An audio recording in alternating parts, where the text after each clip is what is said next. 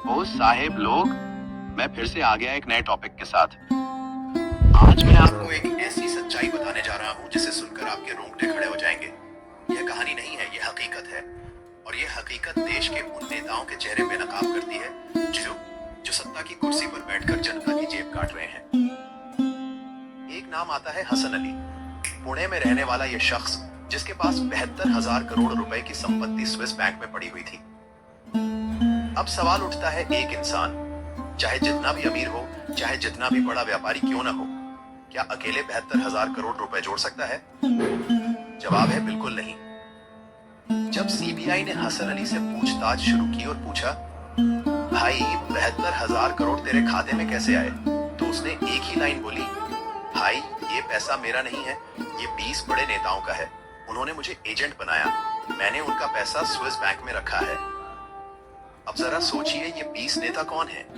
ये वही लोग हैं जो मंच पर खड़े होकर कहते हैं, हम देश की सेवा कर रहे हैं, हम जनता के लिए काम कर रहे हैं, लेकिन पर्दे के पीछे ये जनता का खून चूस रहे हैं। हसन अली से जब कहा गया, नाम बता दो, तो उसने कहा, नाम तो आप भी जानते हो, क्या करेंगे नाम जान के?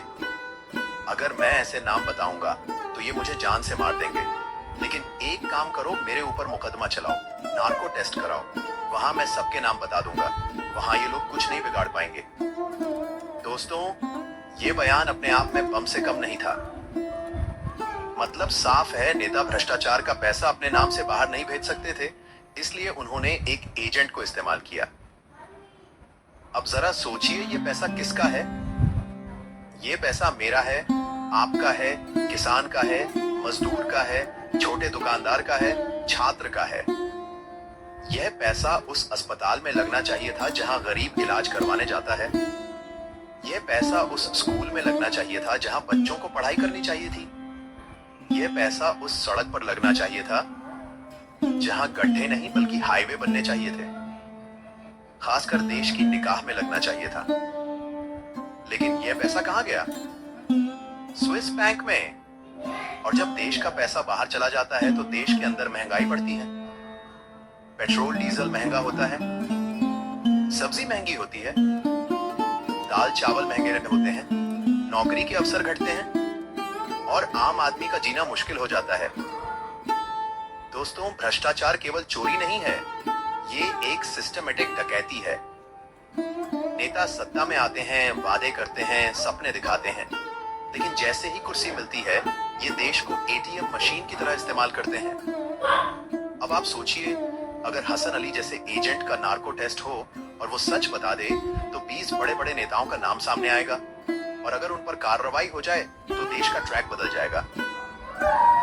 लेकिन दिक्कत क्या है? दिक्कत ये है कि भ्रष्ट नेता खुद ही कानून बनाने वाले हैं। वो खुद ही तय करते हैं कि कौन जेल जाएगा और कौन बाहर रहेगा। इसीलिए केस सालों तक चलता रहता है, लेकिन सच्चाई बाहर नहीं आती।